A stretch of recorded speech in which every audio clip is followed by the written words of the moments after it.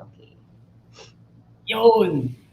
Hi guys! This is Gian again. Kamusta? So magsa-start tayo ulit ng live stream for your online class and we have a very special guest for today, yung mentor nyo for today.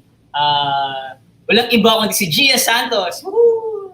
Paano ko nakilala si Gia? Gia is actually one of our mentors in, remember sumali ako before sa startup competition in 2019. Nakwento ko na sa inyo yan. And Gia is one of those people who helped us out, who mentored us out in the program. No? So, and at the same time, si Gia is also a financial advisor then. So we were prior to the pandemic, we were planning out to do like a financial journey. And sila Julia. Hi, Julia. So we were planning out to do like a financial, how to start your financial journey, adult 101 as a when you start working or when you start graduating. So when you graduated from the university. So she was going to help us out. She has actually a Facebook page. She's very, very active and she posts really, really good points. Hello, Ange. Kamusta? Kamusta exam mo? So, ngayon. May mga submissions sa mga papers, lahat yung mga yan. So, So si Gia, she has an Engineer Acatera page. Ilalagay natin mamaya sa comment section para you guys can follow it and like it as well. So, pag may mga tanong kayo, just ask away from Gia. She's gonna be giving you really good tips and financial advice, especially now. Some of you guys are earning a bit also from your side rackets and stuff like that. So it's a good time habang wala kayong iniintindi sa buhay, kundi pag-aaral. Ito na ang pagkakataon nyo. So ask Gia na lang if you have any questions and concerns. You just write it down, the usual naman. Hi Denise, kamusta? Ang mga fans club natin talaga. Sige, ayan. So hindi ko na kayo, hi Nestle, very good. So hindi ko natin papahintayin pa. So I will introduce, I'll have Gia take over the mentor session. So if you have any questions, you can ask her. And she's awesome person. Madami kami matututunan sa kanya. Down to earth. kahit na madaming trabaho yan. She really took time for this 1 hour session with you guys. Alright. Sige, let's start. Alright. Mag-ano lang ako, matatanggalin ko lang sarili kong screen. Sige, thank you, Gian. No problem. Sige, okay, hi guys. So, my name is Gia. Nakikita ko, hi Julia, Angelou, Denise, and Nestle. So, the way I usually do my talks, I really like to connect with the audience. So, hi Camille, ayan. Can you leave the comments like what your course is para lang I have more context. Like ngayon, kung sino yung mga nanonood right now. And then, as we go through this live session, mentoring session, may favor lang ako na i-ask sa inyo. If you can type one or type your quotable quotes or questions sa comments every time na may nag-resonate sa inyo na idea or you learn something new, para lang alam ko that I'm still making sense. So this Money Management 101 for Adulting Newbies is a talk that I usually do para sa mga fresh grads and those who are parang bago pa lang sa professional world. But since you are students, I'm gonna skip some parts para hindi kayo ma-overwhelm. And let's just do it step by step. And I want you guys to not feel overwhelmed. So lagay nyo lang talaga yung questions nyo anytime sa comments lot. So ayan, nakita ko yung diversity ng courses nyo. So great. I hope you learned something from this. And you guys are graduating within the next 2 years, I guess. Most likely, pag ganun, di ba, pag internships. Okay, so I'll go ahead to proceed. So again, my name is Gia. I'm actually a startup founder also. I'm the founder of Bookspine PH. I am also with ProLife UK and Energy Global, and I'm starting my own unit, GBS & Co. Financial Advisors. So I'm also a content creator, and I'm an electronics engineer by training. So ayan, let me just... Okay. Anyway, ito yung journey ko para sa interested. So, as you can see, medyo nag-start ako sa freelancing world or professional world in 2007 and I started my own businesses starting then. And as the years went by, as kita nyo naman, may ups and downs ang life. So 2007, 2010, 2012, I closed my store kasi I had to do ACADS na, engineering is hard. I had to give that up. And then I did startups after that, etc., etc. Basically, this is a view of my journey. And I've made a lot of mistakes along the way, a lot to do with personal finance. And that's the reason why I actually hold a lot of workshops and talks revolving not just about personal finance, but also about ikigai. If you've heard the term ikigai, I don't know, it means reason for being or your purpose. So if you haven't found that yet, I hope you at least are exploring that. That's why you're here. Okay. So first of all, why is it important to manage money? Diba? The thing that we have to understand is money is never the goal. Money is only a tool. And managing money starts talaga, pinakauna, with your mindset. Okay? I hope that's clear. Money is a tool that can either fix or damage your life. So if you handle it well, your life, everything else will follow talaga eh. But if you don't handle it well, it has the potential to make your life a living hell. That's what happened to me before. So, wait lang, nawala yung controls. Okay. So, first off, do not make the same mistakes that I did. On the next part, I'm just gonna share a quick video that I did. It's on my vlog, but I want to share it to you now para panoorin nyo. And it basically sums up my the early parts of my journey. So let me just play this for you.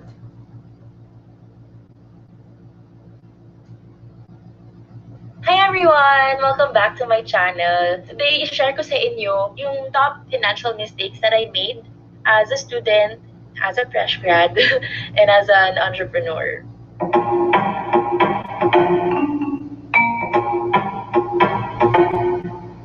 The thing is, I've always been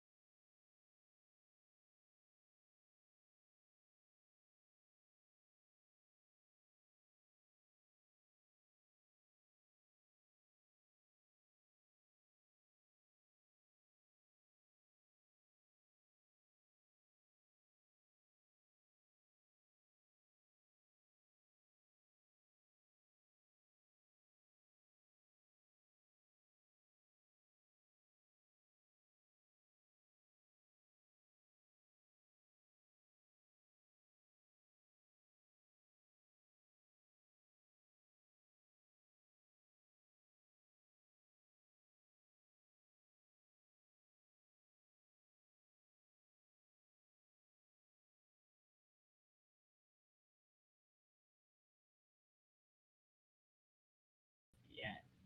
Add lang natin yung ano, add lang natin yung sound.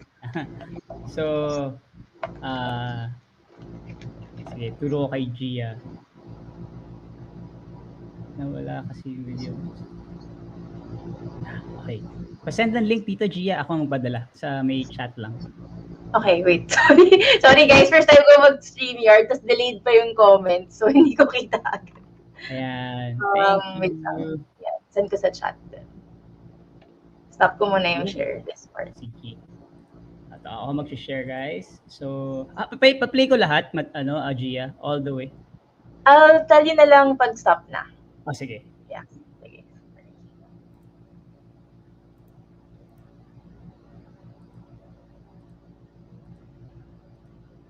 There you go. Guys, can you see it?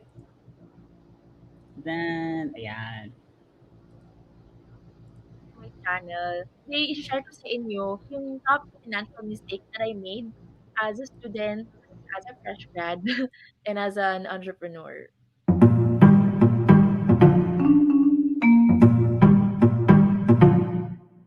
The thing is, I've always been business minded, diba? As you know, I started my first business when I was 13. It was an online business where I sold clothes. I had supplier from abroad, and No time na yun, hindi pa sobrang uso ng e-commerce. I think multiply pa lang yung platform nun that people used to sell online, but that was the start of the boom. And that's when I started my business. 2007 yata yun, which I grew by 2010. So anyway, the thing is, I've been working since I was young, but for some reason, I never have been able na makapag-ipon. Wala akong ipon dati. As in, hindi ko alam saan napunta yung pera ko. Same thing happened when I started working in the real world after college. So, ano ba yung mga pagkakamali ko doon? My first mistake was that I didn't track my finances. Wala akong sistema. Nung nag-start ako ng business, ang ginawa ko, okay, pasok pera, labas pera, that's it. Kung ano yung matanda, sige, nandyan lang yun. And then, I would go shopping. That was a big no-no. If you're doing a business, paikutin mo dapat yung pera. And make sure that you save enough for yourself as an emergency fund, which we will go to my mistake number 2. Okay, fresh grad ako. So, I graduated college in 2015 and then nag-review ako for the board exam for 4 months yata. Then I took the boards and then 2016 ako nag-start mag-work. Great. First salary, first fixed income every month. My biggest mistake then was one, not saving up for an emergency fund. I had no idea what an emergency fund was. And two, buying a second-hand car, which is actually second car ko na yun. Second-hand car ko na yun. So, sa first problem, wala akong emergency fund. But what I did have, stocks. When I started earning, sobrang excited ko. Oh, sobrang daming investments. Sobrang daming paglalagyan ng pera ko. I wanna grow my money. And then, every month, naguhulog ako sa stocks. Crazy. I had no idea that there was supposed to be a financial planning process that you have to go through. Pero yun dumiretso ako sa stocks. Fast forward 1 year later, when I quit my jobs so that I can pursue my startup, wala akong sweldo. I had an emergency. My only emergency fund, akala ko pwedeng emergency fund, yung nasa stocks ko. And guess what? Stock prices are very volatile. They move around. So, ora-orada, kailangan mo i-withdraw yung stocks mo. Wala kang choice. Kung lugi ka, edi lugi ka. And that's what happened to me. So, rule number 1, have an emergency fund that's under a savings account. Something na hindi magagalaw and hindi pwedeng gawing emergency fund ang investments. So, ano ba yung emergency fund in the first place? Emergency fund is supposed to give you 3 to 6 months worth of your monthly expenses. What this means is, if mawalan ka ng work or source of income, at least you will be able to survive for 3 to 6 months. So, going to my second mistake, buying a second-hand car. No, please don't. Although, I have to admit, noong time na yun, it was very convenient for me. Madaling magpunta sa office, madaling magpunta sa gym, all that stuff kasi nagawin puntahan. But grabe, naubos pera ko doon, guys. Oo, mura yung kotse itself, but the maintenance after that, God, ubos talaga pera ko. Yun. So, I guess that's mistake number 2. Do not buy liabilities. Huwag muna. Find assets that you can invest in after you have figured out how to protect your income. Which brings me to my third mistake. I got an insurance policy but had no idea how it worked. Had no idea what benefits I could get from it or what I should put there. And when I ran out of emergency funds, because yun nga, nag-quit ako ng work, I had to let that insurance policy go. Kasi wala akong idea at all what it meant.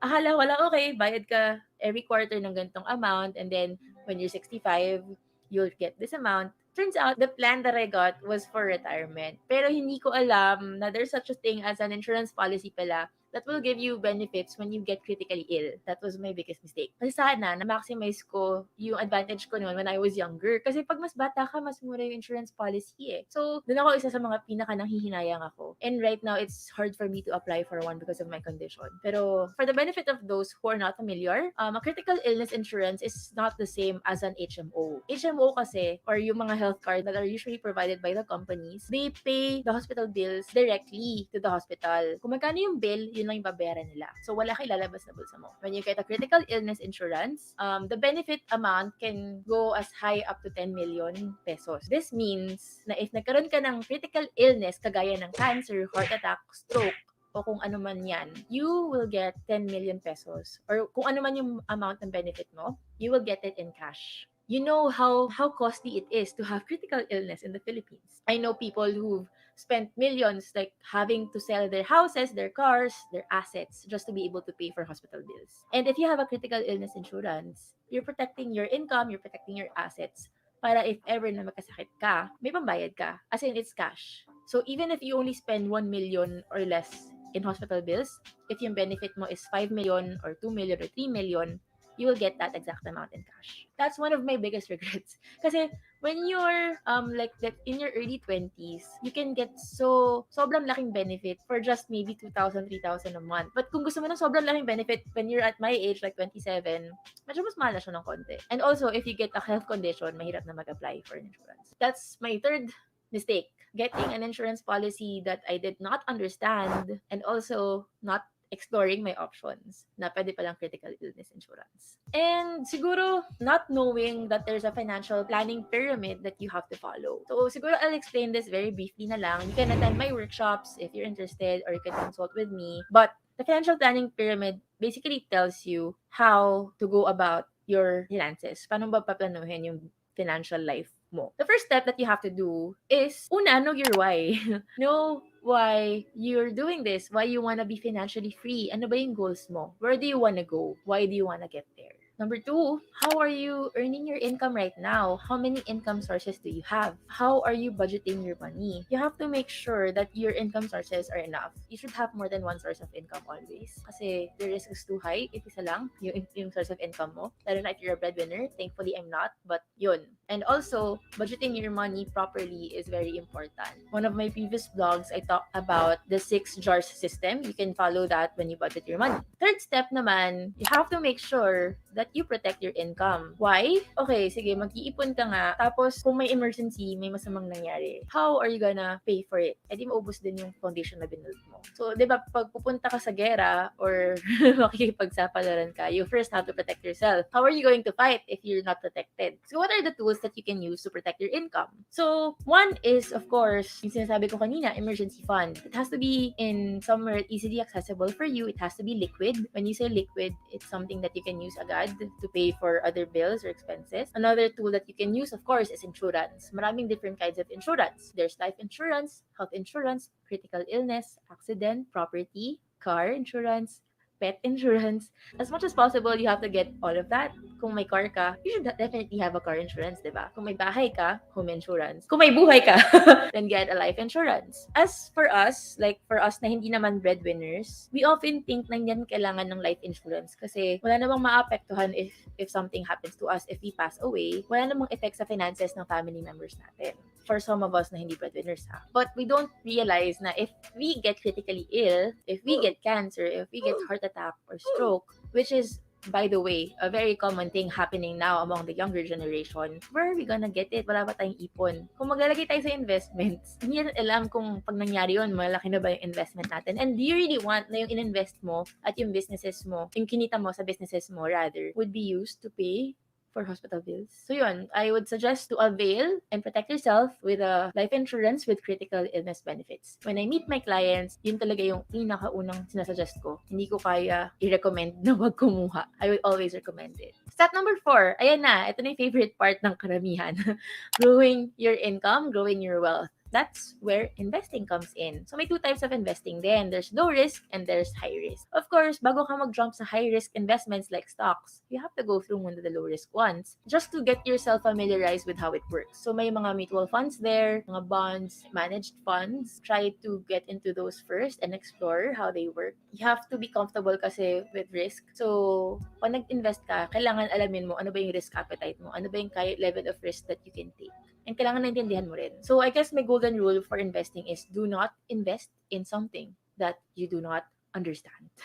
Always do your research. Huwag kang susunod lang sa uso because what might work for some might not work for you. So, maraming different options for investing. But iba-iba tayo ng style, iba-iba tayo ng behavior, iba-iba tayo ng mindset, iba-iba tayo ng risk appetite, iba-iba tayo ng financial capacity. Find what works for you. And then, of course, it's also important to plan for your future. After mo i-grow yung money mo, it's time to plan for your retirement. Or if you have dependents, like if you have a family, you also have to plan for what's gonna be left for your family. Paano yung estate mo? Paano yung mga properties mo? Paano mabubuhay yung family mo once you pass away? So yun yung overview of the things that you have to consider in terms of the financial planning pyramid. And again, if you look at my mistakes, Yung mistake ko talaga is that nag-skip ako sa lahat ng steps. Dumetro ako sa investment kasi uso. That's the common thing that people talk about. Kasi it's sexy, it's fun, it's exciting. So there, I hope you learned something from this video. If you found it helpful, I would really appreciate if magko-comment kayo, subscribe, click the bell notification button if it is on Facebook or YouTube.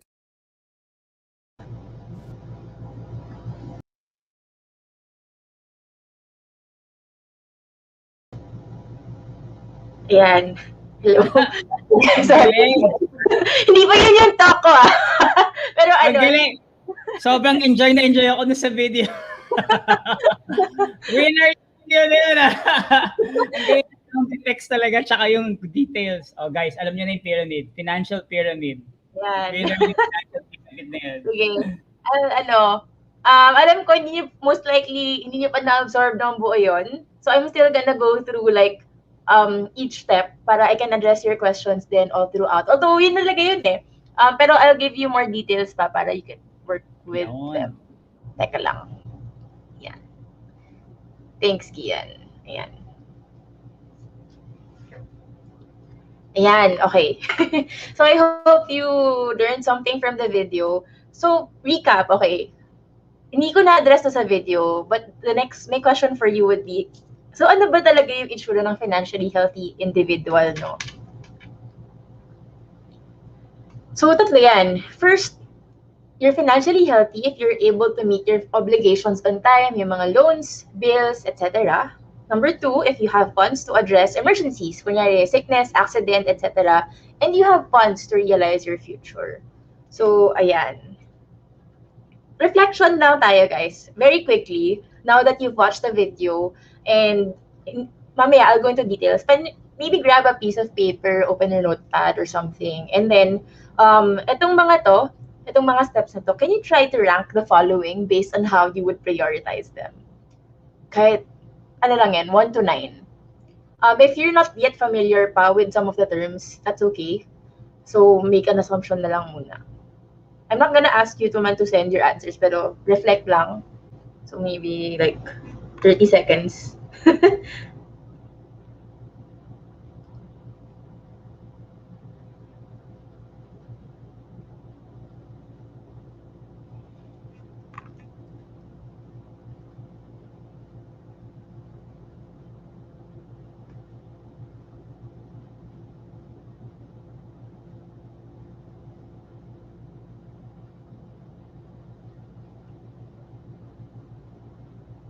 Sige.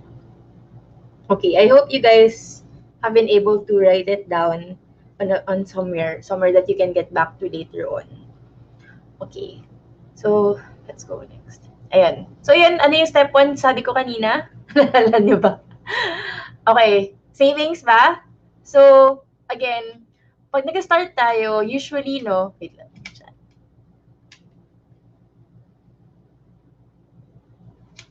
Yeah, may question pala muna si Gian at answer ko to. Never too late ba na mag-start ng financial planning? Need ba student ka? Actually, never too late. It's really never too late. I know a lot of people na nag-start 30s, 40s even. Yun. So, as long as the best time to start was yesterday, the next best time to start is now. So, yun. Usually, when we are taught about handling our finances, ang pinaka-common sa atin, lalo na sa Filipino, sasabihan tayo na mag-ipon. And then, yun nga, mag-invest. Pero nakakalimutan yung bottom of the pyramid, which is yung protection. And now, nakita nyo kanina, ito yung steps ng pyramid, di ba? First, alamin mo rin muna ano yung goal mo, no? Where do you wanna go and why? Why do you wanna be financially free? What would you do if money isn't an issue? 2, how are you currently earning and budgeting your money? Even if you're a student, I'm sure you get allowances or yung mga from your internship or whatnot, your side hustles, yung mga jobs nyo. And how are you budgeting that? Kasi when it comes to budgeting, it doesn't matter how much you have. Kasi whether you can't handle big amounts if small amounts pa lang hindi mo na ma-handle. So that's something I learned along the way also. And next step is your money protected from risks. Are you financially, emotionally, and psychologically fit to play the money game yung investments? And then how would your future look like?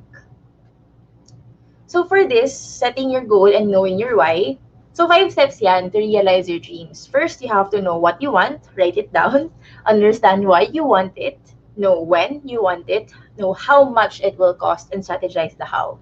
Idagdag ko lang sa part na to, sometimes yung what we want isn't too concrete, di ba? Hindi naman kailangan material na bagay, hindi naman kailangan bongga. For me, for example, when my mentor asked me what I wanted to do or ano yung goal ko talaga, I want to be financially free. By financially free, simple lang. Gusto ko lang pagkapasok ako ng restaurant, hindi ko titignan yung menu.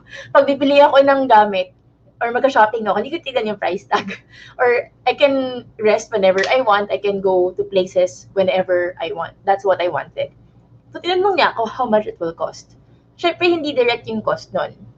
But how much, kunyari, yung income mo every month or the money in your assets, how much is enough for you to have the peace of mind na magawa yung gusto mong gawin. So, that's something to consider. And two, how are you currently earning and budgeting your money? So, managing your cash flow and current assets. So, ito yung tinatawag kong financial freedom checklist. Ideally, in your life, you have to have everything and you have to have the right amount. So, first, for example, is the stable or regular income. Make sure lang that you have something going in your cash flow regularly. Number two, emergency fund, savings, HMO or health card, life insurance or VUL, critical illness insurance, investments, passive income, and more than one source of income. So I'm gonna go over lang quickly the budgeting methods that I'm familiar with. First is this method. I think this is the most common, the 50-30-20 method. Sabi nila 50% daw goes to needs, 30% goes to expenses, and wants, 20% on debt and savings. Now, here's the thing. I don't really agree with this method. It doesn't work for me. One, because it's not specific. If ganito siya kalabo, hindi clear ko ano yung necessities, what counts as wants. Minsan nagkakalabo-labo yan and we don't really get to follow it properly. What worked for me is yung sinabi ko sa video, this jars method or the 6 jars system. So you can watch my video sa YouTube for more information about this, but I'm gonna go over this now very briefly. So first is the FFA or Financial Freedom Account. Financial Freedom Account is the money that you put in to this thing called your golden goose. When we say golden goose, ito yung parang something that will keep laying golden eggs for you in the future. So in short, this is the money that you invest in business or assets that will give you passive income sa future. For example, yun, mga stocks or real estate or buying a house na paparentahan mo, etc. So that's a financial freedom account. Yung mga percentage, mamaya ko na i-explain, ignore it for now. Jar number 2 is LTSS or long-term saving for spending. I don't know if you've encountered this, no? Pero since students pa lang kayo, pero I'm sure baka in the past, nakapag-ipon na kayo. Like, you saved your allowance and all that stuff. Pero walang label. Walang label yung savings. And mahirap yun. Kasi pag walang label, it can be allotted anywhere. Kunyari, nag-ipon ka, tas, may sale. Pwede mong gamitin yung savings kasi hindi mo alam kung ano yung purpose niya eh. So, it has to have a purpose. And yun yung principle behind the LTSS jar. You have to make sure that yung mga sinasave upan mo may label. Pwedeng magkaroon ng maraming jars under LTSS. So, for example, if nag-iipon ka pa lang for emergency fund, that goes under LTSS. If you are saving up for a laptop, pwede siyang under LTSS. Saving up for a vacation under LTSS. What's important is clearly defined yung savings. Kasi no such thing as savings lang na walang purpose. Mawawala yun pag ganun. Number 3, needs. Dito papasok yung necessities, like anything that helps you keep and stay alive. So for survival, like food, rent, transpo, internet, even. And then, 4th is education jar. When I say education, I don't mean your tuition. Although, sige, counted na rin natin yun. Pero education also means investing in yourself because the more you learn, the more you earn. So this means investing in trainings, workshops, and webinars so that can help you build your skills so that you can have many sources of income in the future. So investing in yourself kasi is really the thing that will keep giving you fruits in the future. Fifth jar is the play jar. Play is from the word itself, play, as in things that you use to treat yourself para you'll be happy. You earn kasi 'di ba if you're earning a lot kasi hindi mo na enjoy, gaganahan ka pa bang kumita ng pera? 'Di ba mas mahirap na. But if you allot deliberately a certain amount of your income to play, you'll look forward to earning more. You enjoy the money that you earned and it gives you the abundance mindset that you need. So, as in dapat inuubos yung play jar every month. Whether that's for shopping, mga many luxury treats, ganyan. Ayan. And then give jar is of course give for charity or for family, friends, etc. Things that matter to you. But if hindi pa kaya ng pera mo to give, you can also just give muna your time. Yung percentages na yan, that's arbitrary. That's the recommended, but you have to adjust it depending pa muna on what stage in life you are in. So, for example, starting ka pa lang, malaki pa yung needs, gastos mo sa mga necessities mo. Pwedeng 80% pa yon ng income mo.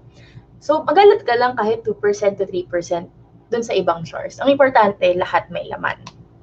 Ang goal natin in the future is as we go through life and increase our income, the needs percentage is small enough na. Kasi malaki na yung income mo. So, pwede mo nang mapalaki yung other jars. So, that's the jars method. Nakakasunod pa ba kayo? Sorry, I don't know. Yeah. Comment lang kayo if ever it's really hard pag online. I can't gauge the reactions, ganyan. So, let me know. So, I'm not gonna play this video na. Ayan. So, next is how to have multiple income sources. Of course, familiar naman tayo sa mga active income source, di ba? Yun yung mga freelancing, side jobs, writing, etc. So, I'm gonna explain na lang itong sample passive and semi-passive income sources that you can pursue as early as now. Habang may energy pa kayo, kumbaga. Yung nasa left, yung mga passive income, that's common for those people na may malaki ng income, di ba? Or malaking capital. Mga nagbibili ng bahay, earn car para magpa-rent, real estate, luxury items, or dividends from stocks. The concept here is you buy an asset and you get income from it nang halos wala ka nang ginagawa. Like house or car, pag pinarent mo, may monthly income from that. Or if you buy real estate, like yun nga, a lote or a condominium unit, pwede mo siyang bilhin ngayon, tapos 10 years, 5 years from now, pag malaki na yung halaga niya sa market, buy it at sell it at a profit. Same concept for cars and other items. But for students, like when I was a student, I didn't have a lot of money pa, di ba, to engage in these passive income sources. So one of the things you can do is start investing your skills and energy into passive income sources that you can do just with your time and skill. So one, for example, is affiliate marketing. If you like vlogging or blogging or writing or for some reason nakikinig lang sa'yo yung mga tao, yung friends mo, ganyan. Doing affiliate marketing is simple. You just give recommendations and then whenever someone buys from a company that you endorse, you get a commission from that. So may mga companies that have affiliate marketing programs and you can partner with them. So maliit lang yung percentage ng commission per transaction, pero dahil kung madami kang mare-refer, di ba, malaki din yung income mo. So that's something I actually offer, affiliate marketing. So yun. And then number 2, royalties from your intellectual properties. So if you have skills in photography, or if you're an artist, or if you like creating music, or if you want to write a book, if you create these things, these will give you continuous source of income forever. Until, actually, even after you die, your family will still get money from these things. Kaya this is the reason why yumayaman yung mga artists, di ba? And yung mga writers. Isang beses nilang paghihirapan yung isang kanta or isang piece of art. Every time that art gets produced in merchandise, or yung brand that they created gets produced in yun, mga merchandise, or yung mga music pinapatugtog sa commercials, yung books every time na nabibenta, they get money from it. So, isang beses lang. All it takes is one. But getting to that one, yun yung mahirap. So, you have maraming trial and error. So, maganda na ngayon pa lang, nagka-trial and error na kayo if you wanna do this. Mahirap siya, kaya nga hindi lahat na-achieve yan. But, may mga small steps that you can take right now. For example, sa photography, merong mga websites where you can upload stock photos that you took and you get paid every time someone else uses it for their work. For example, gagamitin yung photo mo sa marketing materials. They will pay you every time they use it. With art, kunyari may mga doodles kayo or graphics. May mga website din where you can upload your art, and every time someone prints it on a merchandise, you get paid. So those kinds of things. And then, creating an online course. So, I know you're students, pero for sure, meron kayong mga things you're passionate about, or you already are capable of teaching or sharing with the world. So, you can create an online course instead of keeping na lagi ka nagtuturo live. You can create modules na lang that people can enroll in, so that 2 to 3 years from now, wala ka nang ginagawa, tapos mo nang gawin yung course, maybe it took you 2 to 3 months to do it. The income still keeps coming in. So, once you do and fix your budgeting and earning, check natin yung protection niyo from risks. So, why is it important? Kasi, di ba, what if nga you lose your job and all of your sources of income tomorrow? How many months will you survive with your existing funds? But if you get confined with a bill of 50,000 pesos, how will you be able to pay for it? If you get diagnosed with a critical illness and you need 1 million pesos for treatment, how will you pay for it? Getting into an accident and need to pay 20,000 pesos, how will you pay for it? So these are the tools that help you protect your income and assets. Nabanggit ko na kanina to, so hindi ko na uulitin.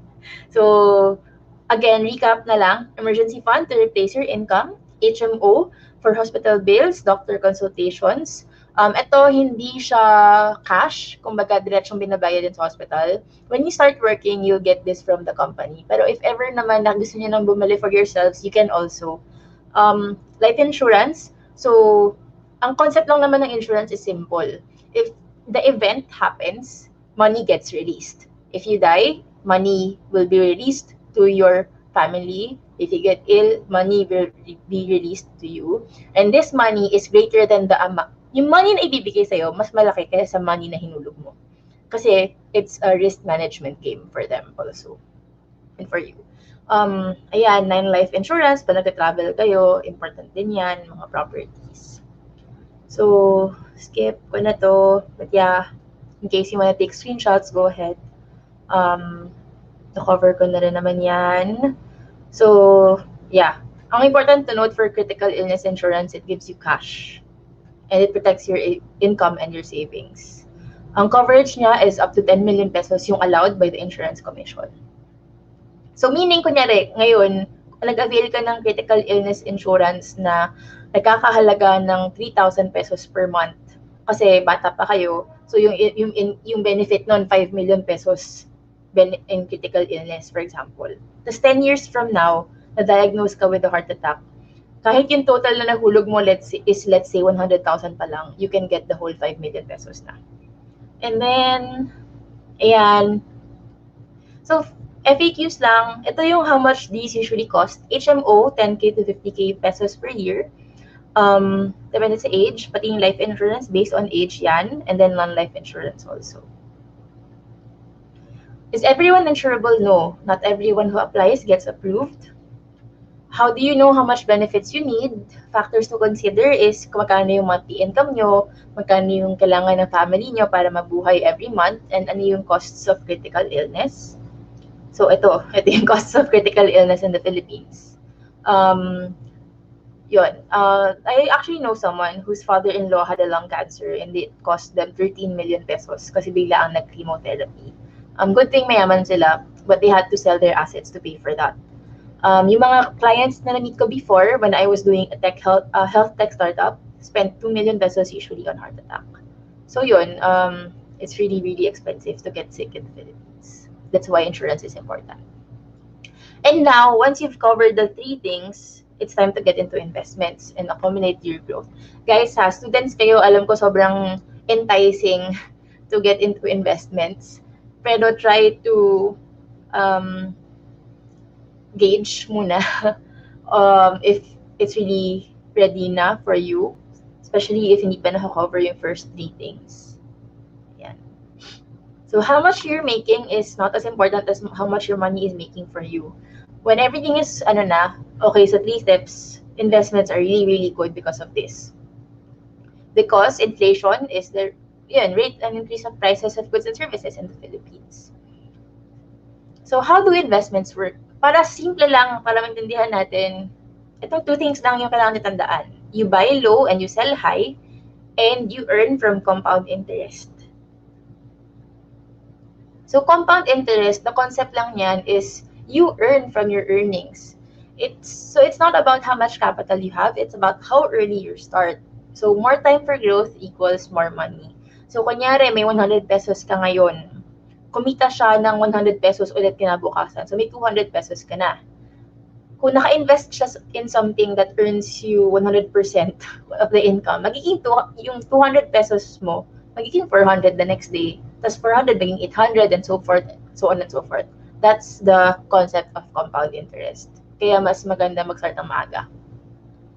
But some basics for you, one instrument that you can invest in is bonds. So bonds is, the concept here is you're lending your money to an institution like government or corporation.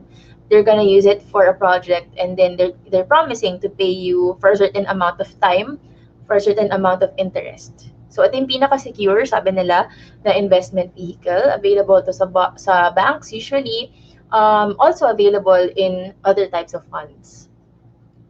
Stocks, the concept of stocks naman is that you purchase a portion of the company. So, kunyari, bumili ka ng stock ng Jollibee, magiging co-owner ka na ng Jollibee. Kahit na 0.0001% yun, co-owner ka na. It means you have 2 ways to earn from that.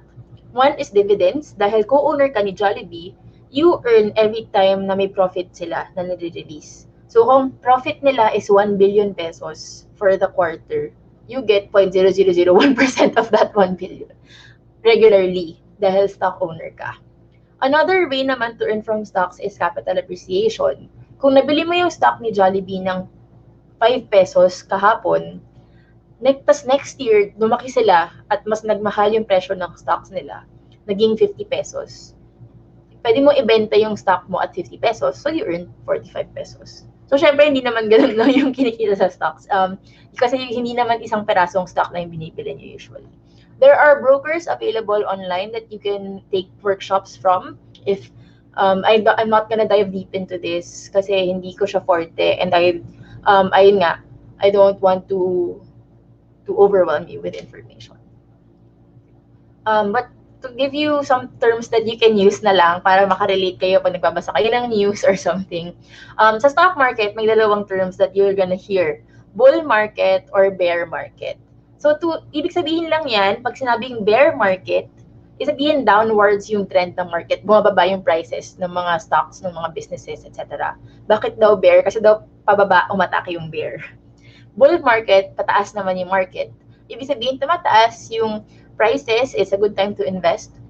And bull market siya kasi pataas yung pag-atake ng bull. So, yun. And when you invest, you have to consider then the risk and reward ratio. Sa pinakababa in this pyramid, ito yung mga lowest risk, pero maliit lang din yung returns. Sa pinakataas, yung mga high risk, pero yung potential returns malaki. Keyword, potential. Kasi wala namang guaranteed in any investment. And in my general rule when investing, do not invest in something that you do not understand. Always. So, lagi kayong mag-do ng research nyo. Okay. So, if mahirapan man kayo mag-manage ng investments, so in the future, you can look into pooled funds. Ang concept lang nito is, yung pera nyo, may ibang mag-i-invest for you. Na, dapat legitimate yan.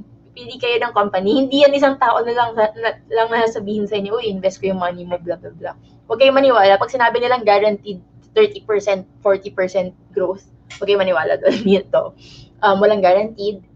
So, pooled funds, may tatlong types: unit investment trust fund, mutual fund, and unit-linked life insurance fund. In concept, pare-pareho lang to. Kinukuha nila yung, may fund manager who gets everyone's money, pulls it together, and trades and invests it using their own techniques and strategies so that it earns a lot. It minimizes the risk for you, but also minimizes the returns for you kasi may fees yung mga fund manager na yan. But yun nga, if tamad ka or ayaw mo mag-aral lang how to invest on your own talaga and trade, these are good options. The difference lang, trust funds are handled by banks. Mutual funds are handled by private companies. Unit-linked life insurance funds are handled by insurance companies. Yun. So when you invest, make sure you find out the answers to these, who is managing your funds and how is their performance. So tips, identify your objective, determine the appropriate investment outlet, make a regular investment program, and start early. So may mga products naman that can address these two things at once, and that's the thing called VUL, or Variable Unit Linked, or yung Unit Linked Life Insurance Fund kanina, also called InsureVest. The concept lang is in one account, you have both insurance and investment na magkasama. Para lang isa lang yung hinuhulugan mo. Hindi ka na mag-manage ng two accounts. So yun. Yung isa, guaranteed amount, of course, dahil insurance. Yung isa, savings or investment that you can withdraw as it grows. So, ayan yung mga purposes of VUL. Critical illness, personal accident, education of children, living expenses of your loved ones, pag namatay ka, retirement fund, or medium to long-term savings. Lastly, how would your future look like? I know it's too early to think about retirement kasi bata pa kayo, pero I think one of the things I would like to share is retirement naman doesn't mean that you stop working. It just means that you stop working for the sake of money alone. Retirement means you get to do what you want to do. So for me, I wanted to retire talaga and have time money freedom at a young age, maybe in my 30s or 40s. Common kasi sa older generation is 65 pa iniisip. Like 65 years old pa mag-retire. Pero yun, think of that, reflect whether kung anong age nyo gusto mag-retire. So how do you prepare for this? So consider nyo lang what kind of lifestyle do you want, how much budget you need, when do you want to retire, and until what age do you expect to live. So may mga formula yan para malaman nyo how much money you need by then. So yun, some freebies lang in case you guys are interested. Ayan. So you can download this. It's a budget plan and tracking tool that I made when I was young. Claim it na lang at this link. It's free. For consultations, ayan. If you want another income stream, like another source of income, I'm looking for financial advisors under my team also. You can visit this link to know more. And then, yan, if you wanna buy books, may discount kami sa Bookspine. So you can use my discount code BookspineGia65 to get 65 pesos off for you. May FB Live din ako regularly on my page with my mentees every Wednesday, 8 o'clock. So yan, may workshops ako about Ikigai and money management. And then, yun. So, kanina nag-start tayo, pinasulat ko sa inyo yung proper way of prioritizing sa tingin nyo. And I want you lang to reflect kung nagbago ba and mas naintindihan ba yung mga nangyayari dyan. And lastly, I want to end with this. You must gain control over your money or the lack of it will forever control you. So, yun. I guess as students, it's as simple as knowing ano yung overview talaga of your journey na haharapin nyo once you get started in the real world. Yun, that's it. Sorry, hindi ko naman nandiyan pa kayo. Yeah.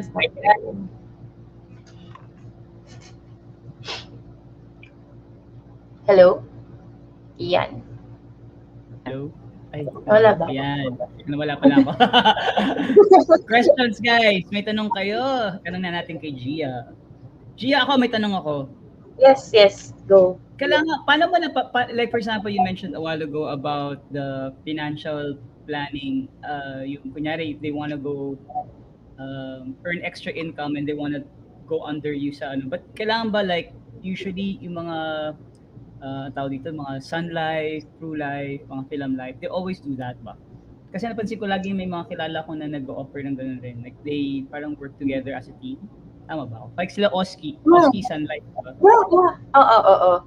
So yeah, I'm with True Life. And yes, it's financial advisor kasi para kang freelancer. You get a license talaga. As in, may exam yun, you get licensed, and then you undergo trainings. And then you earn from commissions. And then Pwede you ba have a siya as a match. student? You have to be a graduate to do that? Or you have to be...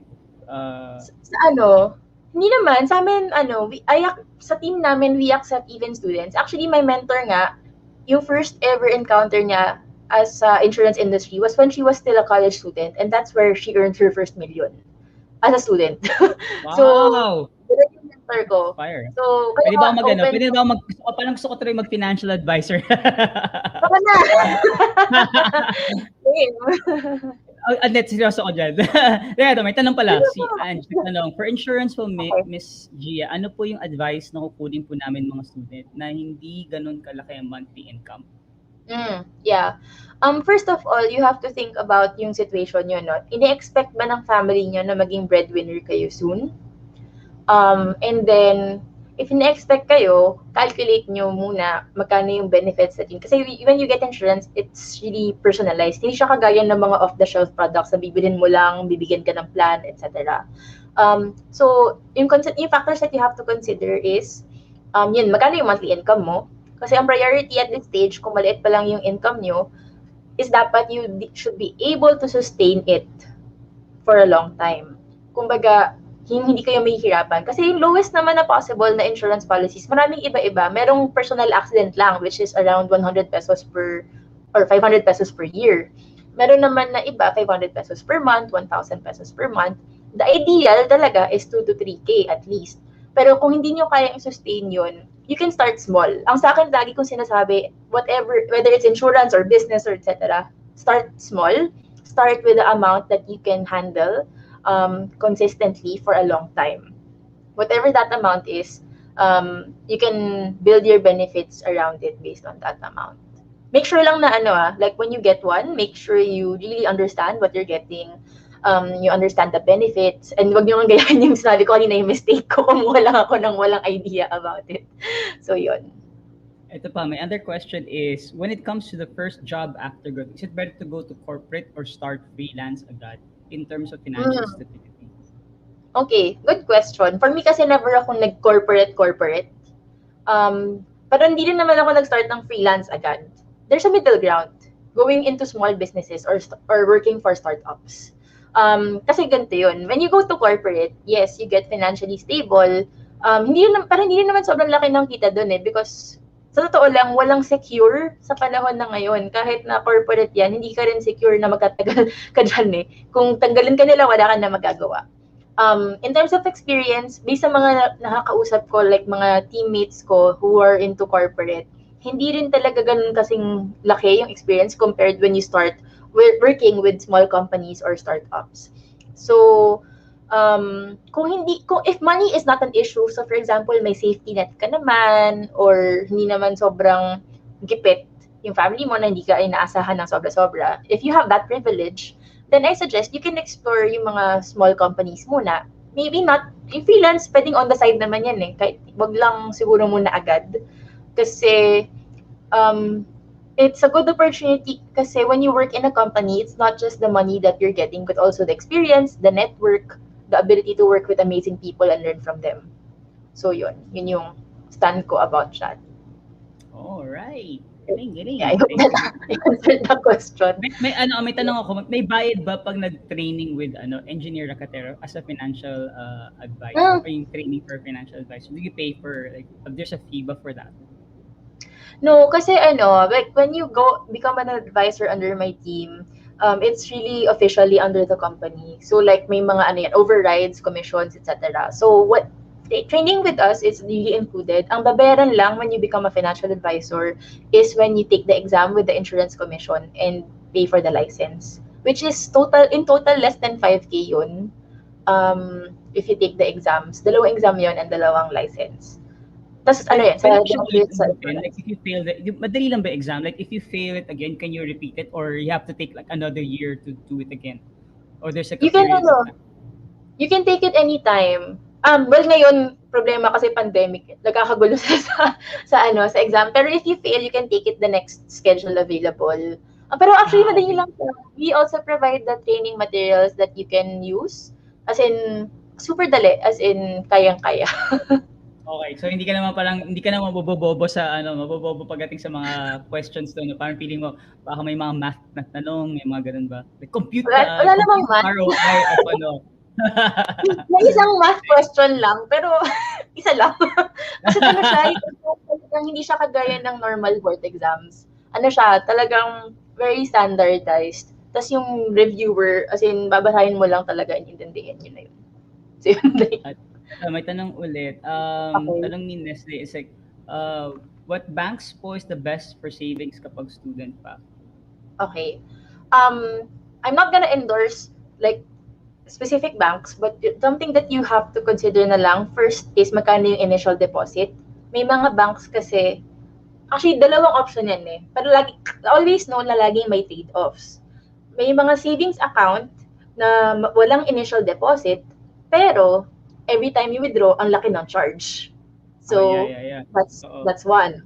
The other option is yun nga, may initial deposit, may maintaining balance, pero hindi masyadong malaki yung withdrawal charge. So, consider na lang yan. Any bank naman na reputable is really good.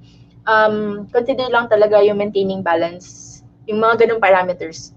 Bank charges, maintaining balance, initial deposit. You can open a bank account naman for as low as 500 pesos dun sa iba. So yun, I think that's where I started. Alam ko sa Union Bank yata wala eh. Parang they don't have any parang you can create online. Maybe you can download na lang sa Union Bank. Yeah. So, pero din ganon, mga online banks, you can explore. Although, for Union Bank kasi, I had a weird experience. Parang, I got my card, pero never siyang gumana. So, pero tayo, ganun rin sa akin. I got my card, pero hindi siya gumagana. diba? Wala. Useless. Kaya hindi ko na ginagamit yung card. Ginagamit ko lang talaga. Ginagawa ko from Union Bank, transfer ko na sa BPI na ATM. So, para lang magamit ko yan. So, pero ang maganda sa Union Bank, wala kasing bank transfer. Hindi kagaya ng BPI to other banks. May 25 pesos lagi. As in, pero yung security bank walang fees ngayon. Yung security bank kasi ako. Tapos Gcash din yung ginagamit ko minsan to transfer from one bank to one. Pero medyo mas okay. Mas kasi if you always transfer, like if you add it all up, it actually amounts to quite a big amount. BPI charges a lot for it. So may tanong pa kayo guys? May tanong pa before we end the like kasi si Gia have other things to do today. lang. Ayun pala, so, di ba, so yung sa jars, share ko lang, yung bank account na ginagamit ko, meron siyang like ganong feature, you add sub-accounts under the account para ma-divide mo into jars yung funds. Ang ganda nun, natuwa ko dun sa jars. Okay yun. Yes. Alam mo si Gia ang pinaka-good source of if yung mga productivity tools. Ang dami ko nakuha sa kanya na matutunan sa kanya na productivity tools na libre. Wala akong mabayaran. Ganyan kasi sanay tayo sa Sobra. As startups. Yeah. Totoo. Lean startup na. So yun. Yes. So if you have any more questions, pag gusto niyo tanongin, you can ask me and then I can connect you. So to Gia. Yeah, but if you guys want to follow Gia, you can actually follow Gia at Facebook Engineer Rakatera. Meron din siya palang website, no? Forgot to put the website. So okay lang. Lagyan natin www.engineerrakatera.com. Same ano rin, di ba? Same. The engineerrakatera.com. Yan. So you can follow her also here, engineerrakatera.com. Yes. Yan. So yan, if you guys want to start off, kasi ang narinig, sa'yo palang narinig na pwede student na maging financial advisor. So far, wala pa akong narinig na iba. Like, I don't think sila OSCE, they accept students eh. Parang sa parang kanya-kanya depende sa protocol ng teams, ng company, etc. Kaya maganda rin kasi I think it's a good, para sa akin, a personal opinion ko for the kids is that it's better to start your financial journey under a mentor who's actually doing it in the process para mas Yes. madali ka matuto over time kaysa doing it independently and start doing it on your own. That's my personal take on what she discussed today. So that mas madaling kang mag-question, may questions ka, madali ka Yeah. mag-refer, madali ka magkaroon ng feedback. So if you guys want to try it out, I would suggest yun. Mm. I always look for a good mentor who will help you out throughout the way, especially yung team. Importante talaga yung team, no? Yeah, yung Na support, iba, malaking actually, factor din yung support group talaga, as totoo, in totoo. nagtutulungan, community, yun, malaking factor. Totoo yan, totoo yan. So you guys, yan. So yan ang yan ang magandang mga tips and advice from Engineer Katera. Which is nakakatuwa. Take note, hindi siya business ad ha. Take note, engineer talaga si Gia. As in legit na engineer yan. Hindi yan, hindi ka, akala niyo business admin, business ad or parang marketing, hindi po. Actual engineer. So it goes to show that kasi sila Leah and Denise and all the other students, so they're actually taking HRM. And Okay. then I was like, I think we had a conversation before na maganda rin na to look at it na hindi necessarily yung course mo. You can have that expertise in your course, but it doesn't necessarily limit you to that. You can actually explore other possibilities.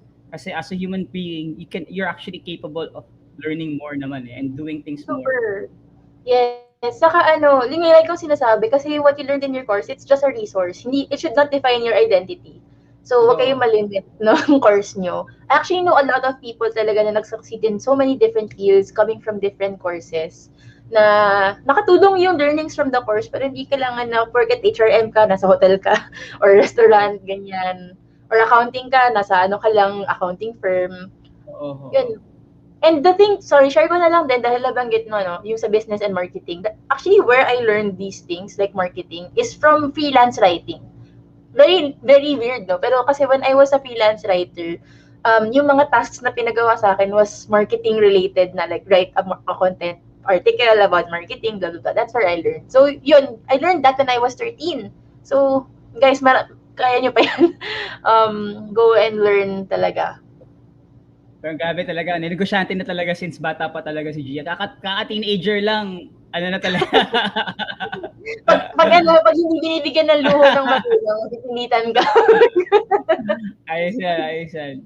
So yun, we don't have much time, but really, thank you, Gia, for taking time with the students, with the interns. Sa dami naman ng questions, tsaka ang dami ako personally, dami ko rin natutunan na even though, kaya tinanong ko rin kanina, is it too late to start your financial planning journey or financial journey?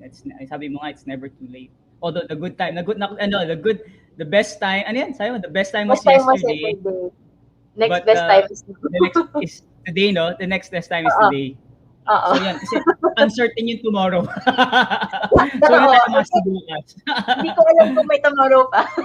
Tuloy yan. So yun, thank you, Gia, for so much. For your spending time with us.